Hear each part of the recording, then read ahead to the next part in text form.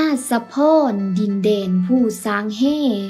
ถิ่นเก่าแก่สัตว์โลกไดโนเสาร์ทำน้องเขาเสียงแคนลำผู้ไทย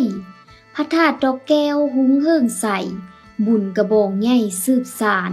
ตำนานเผ่าบลูเขตโพนงามสุดลือน้ำแดนอู่เขายอดน้ำเซจำพร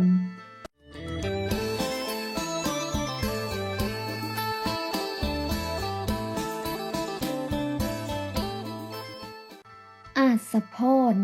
เป็นเมืองเก่าแก่ที่เคยมีชื่อเมืองอาสะพรในสมัยพระราชอาณาจักรลาวที่ปกครองโดยฝรั่งเศสอ้างในประวัติศาสตร์ของแขวงสวรรณเขตก่อนปี 1906 และยุบไประยะหนึ่งตกมาฮอดระยะเปลี่ยนแปลงการปกครองเป็นประเทศสาธารณรัฐประชาธิปไตยประชาชนลาวเมืองอาสะพรได้รับการสร้างตั้งขึ้นใหม่ในวันที่ 4 กุมภาพันธ์ ปี 1993 ประกอบมี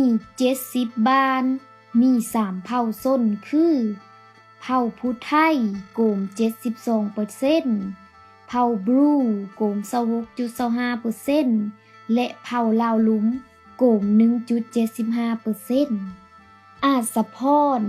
เป็นเมืองที่มีภูมิสันฐานเคิงทงเพงและภูเพง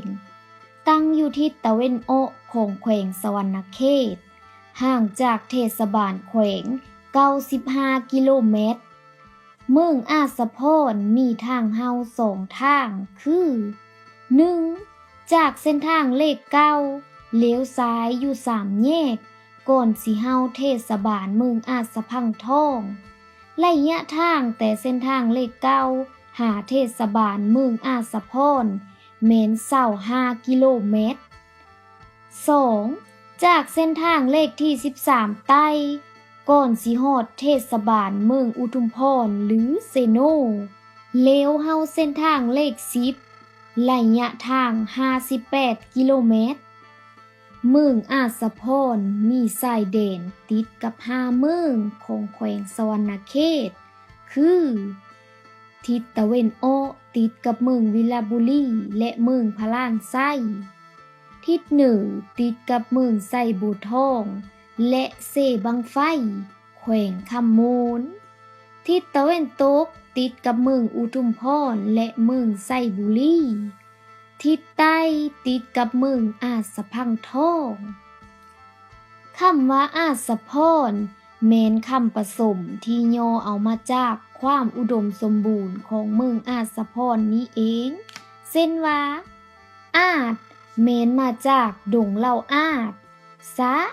หมายถึงแหล่งเก็บน้ำซึ่งคล้ายกับกุดหรือหนองน้ำและพรก็แม้นมาจากสายน้ำเซจำพร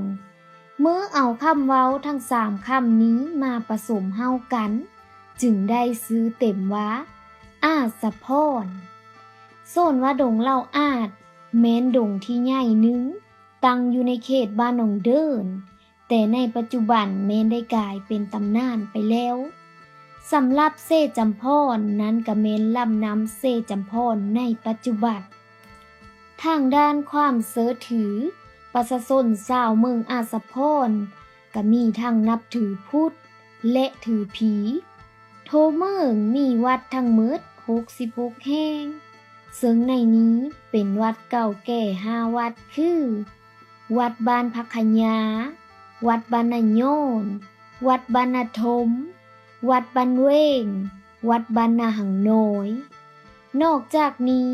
ภายในเมืองยังมีสถานที่ศักดิ์สิทธิ์จำนวนหนึ่งอีกที่ฝูงชนคนทั้งหลายเคยเชื่อถือ